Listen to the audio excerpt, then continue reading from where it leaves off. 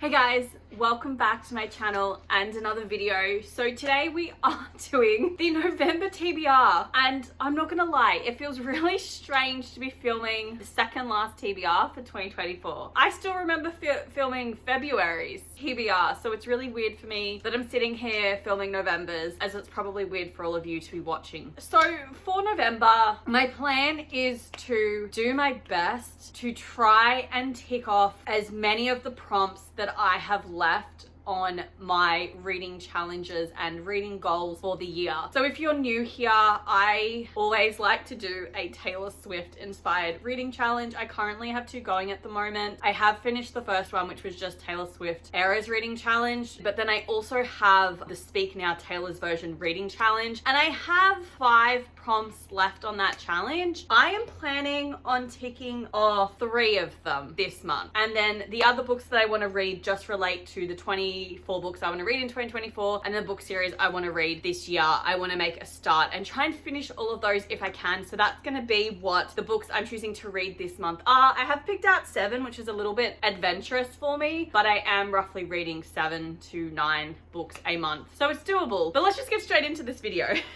So the first book that I am planning on picking up is a reread for me. Now, I am not someone that does rereads often, not because I don't want to, but purely because I have such what I know to some people it's a large TBR, to other people it's a small TBR. To me, it feels like a large TBR. I currently have 80 something unread books on my shelf, so that is why I don't like to do rereads, purely because I have guilt. So for my Speak Now Taylor's version reading challenge, for the song Mine, the prompt is reread a favorite book. So I have held off for 10 months on not completing this prompt. I've known which book I wanted to pick for it, and I told myself I wasn't allowed to do it until like towards the end of the year, and we're just gonna stuff it in November and we're gonna do it. So that book that I am planning on using for the Mine prompt is You and Me on Vacation by Emily Henry. This is probably my third, sorry, I was just looking at my books of hers, probably my third favorite book by her. I absolutely adored this book. I know not many people really enjoyed it out of her entire catalog, but for me, I thought it was fantastic, and I really wanted to do a reread. So this is the Australian/UK edition. For my Americans, it's People We Meet on Vacation. And this, for my Aussies, yes, this is a tall edition, which is the exact same height of the paperbacks of Happy Place and Funny Story, the tall editions when they first get released. If you're unaware, QBD has Beach Read, You and Me on Vacation, and also Book Lovers in the tall paperback. So you can get them to be the same height. But yeah, this is going to be a reread for me. We focus on Poppy and Alex. They were like best friends, always went away every summer together, and then one fateful summer something happened on one of their vacations and they've not really spoken since. Poppy ends up reaching out to Alex and is like, hey, do you want to just go for like one final vacation together to see if they can kind of overcome what happened that fateful summer. And then this book as well, they just have like flashbacks to that summer and then like present tense as to what's currently happening.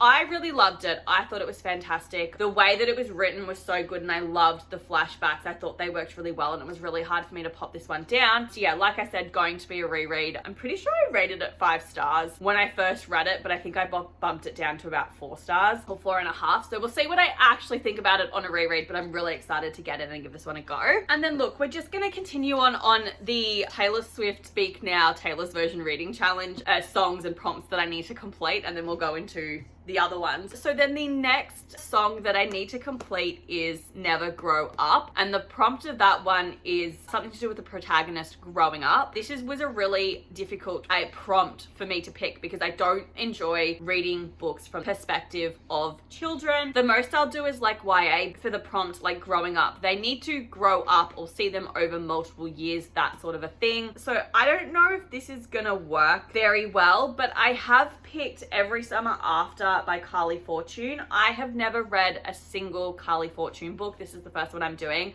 I do think they are quite popular. From what I know is that it focuses on these 2 main characters over 6 summers. So we've got our main character, Persephone. I don't know how to pronounce that name. I'm sorry. I'm gonna call her P because it's easier for me. She hasn't been able to go home for the last decade ever since she made the biggest mistake of her life. Instead of having glittering summers on the lakeshore of her childhood, she spends them in stylish apartments in the city, going out with friends and keeping everyone everyone a safe distance from her heart until the day she gets a call that sends her racing back to Barry's Bay, which must be her hometown, and the orbit of Sam. Okay, so for 6 summers, through hazy afternoons on the water and warm summer nights working in his family restaurant, Percy and Sam have been inseparable. Okay, she's called Percy, I'm gonna call her that. And slowly that friendship turned into something breathtakingly more before it fell apart. So when Percy returns back to the lake, their connection is undeniable, as it has always been. Percy must confront the decision she's made and the years she spent punishing herself for them in order to determine once and for all whether their love might be bigger than the biggest mistakes of their past. So basically this is told over the course of 6 years and 1 weekend. So I kind of figured, someone said that the characters do a lot of growing up in this book, so I'm kind of taking a little bit of liberty with this prompt. But yeah, hopefully I enjoy it. I've heard nothing but good things. It's literally just over 300 pages, so should be a nice,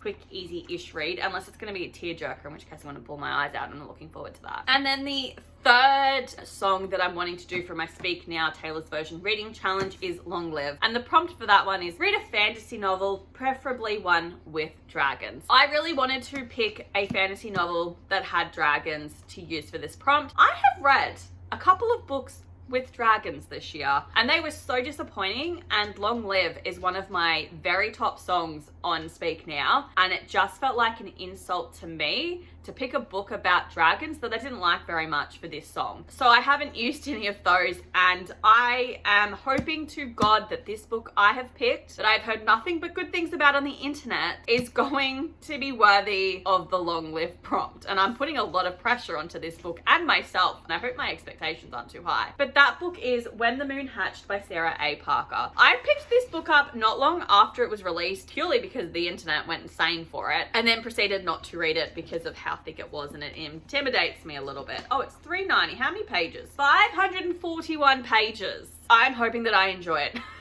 That's all I have to say. So I have to read the blurb because all I know is that it does have to do with dragons. Yes, I just double checked that it says Dragon Rider, because the amount of times I've been like, this book is about dragons and then it's about bloody phoenixes. It's ridiculous. I don't even know how to pronounce the main character's name. So we have a main character called, I'm gonna say Rave. If I'm wrong, correct me in the comments. They're an assassin for the rebellion, and their job is to complete orders and never get caught. So when a rival bounty hunter shatters her world, Rave finds herself captured by the Guild of Nobles, which are a group of, there's fae, there's fairies and dragons. Okay, so crushed by the loss of his great love, Dragon Rider Khan, the head of a king, and donned his melted crown. That is a sentence. Now I understand why I picked it up and barely read the blurb. Now on a tireless quest to quell the never-ebbing ache in his chest, a clue lures him into the capital's high-security prison, where he stumbles upon the imprisoned Rave. Together they seek the truths that threaten to unravel everything they know about their world and each other. I mean, we've got fae and we've got dragons. I'm sold. I'm going to go into this telling myself I'm going to hate it, so that if I don't love it as much as I would really ideally like to love it, it won't be too bad. I mean, it sounds like it's going to be epic and worthy of the Long Live prompt, so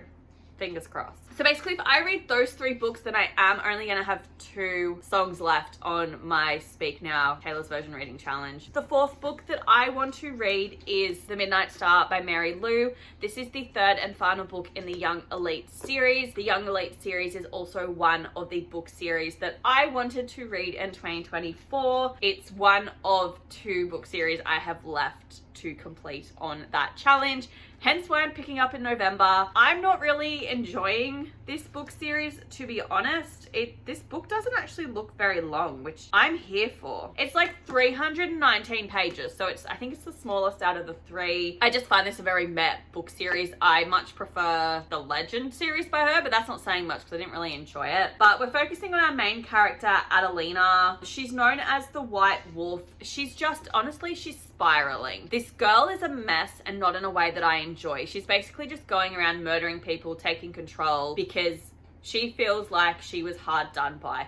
And you know what, gal? You were. And people tried to kill you and then take advantage of you and all of this stuff. It all just seems far too dramatic for me. But we live in a society where there was this, like, I should remember what it was, that there was like this blood virus thingy. All the adults died, the children survived, but they ended up scarred in some sort of way or marked in some sort of way as a survivor. And everyone that was marked, they basically have freaky powers, essentially. So we have our main character, Adelina. They're all called Malfettos, these marked individuals. And her power is that she can, like, create illusions, but also make people feel what's going on in the illusions. If it gets that severe, you can actually like die from it. And like she can also disguise how she looks because of the illusion and make her look like somebody else. So like I feel like this book series had so much potential. I just don't really care for it. And I listened to the sequel, The Rose Society, mostly via audiobook, and I couldn't tell you a single thing that happened in that story. Other than I think we killed the queen and now Adelina's in charge, because that's when I started to actually read the book. So I may put on the audiobook because I do struggle to get into this series, but I'm not expecting great things from this. I'm reading it purely to get it off my TBR because I don't know how to DNF books. And then books 5, 6, and 7, they're all part of a series, so I'm just going to talk about all 3 of them together. And that is the Slammed trilogy by Colleen Hoover. So we have our first novel, which is Slammed. We then have the sequel, which is Point of Retreat, and then the 3rd book is This Girl.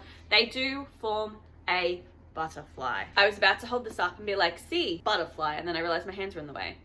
But see, butterfly. That is, I think, the best thing about these books. I have put this series off for 11 months on purpose because I was someone who enjoyed reading Colleen Hoover's books. I then read It Ends With Us. Hated myself because I was wanting her to get with the guy that was being abusive towards her. And then I slowly last year or the year before started to read through Colleen Hoover's entire back catalogue. And because all of her books came out in my local bookstore, they were like $10 at least cheaper than where you could get them elsewhere. So I went out and I stupidly like bought them all, and then I very much got over Colleen Hoover's books last year, and I'm not excited to pick these up, to be honest, or to read them. So I am worried that it's not going to be very good and I'm not going to enjoy it. So watch me probably not have that bad of a time with it. But I do regret picking up all 3 of the books. This is a series that I have wanted to read to probably close to 10 years, just because I've had a bad time with her books last year. It's really put me off wanting to read these, especially because there's also 3 of them. It's not like a little standalone you can get in and get out. But we follow on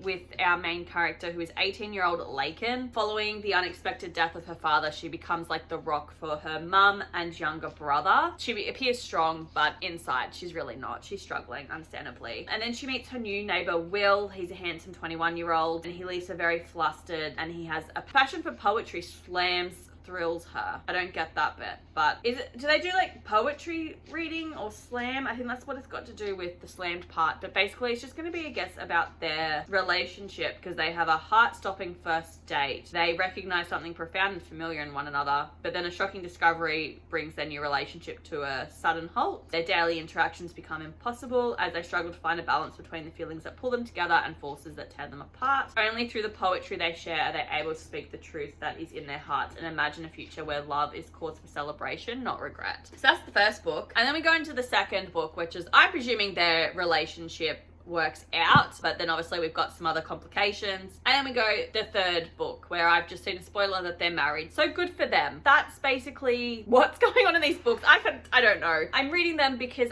these are the last 3 books that I need to read on my 24 books that I want to read in 2024 challenge. So I need to start it this month, and hopefully I at least get 2 of them read, and then I can finish this one in December if I can't do all 3 of them, because the 3 Colleen Hoover books in 1 month is probably going to be a little bit too much for me. And then this is also the last book series that I've yet to start on my book series I want to read in 2024. So literally I need to read all of these 3 books by the 31st of December in order to be successful with my challenge. So I'm starting it now in November because that gives me 2 months to get it sorted. But they are the last 3 books that I do want to read this month. But anyway, guys, they are all 7 books that I would like to pick up in the month of November. I don't normally put 7 books on my TBR, so being a little bit challenging for me, but I think we'll be fine. As always, I hope you guys enjoyed this video, and if you've read any of these books, please let me know in the comments below what you guys thought of them, and I will see you next week for my October reading wrap up. Bye guys.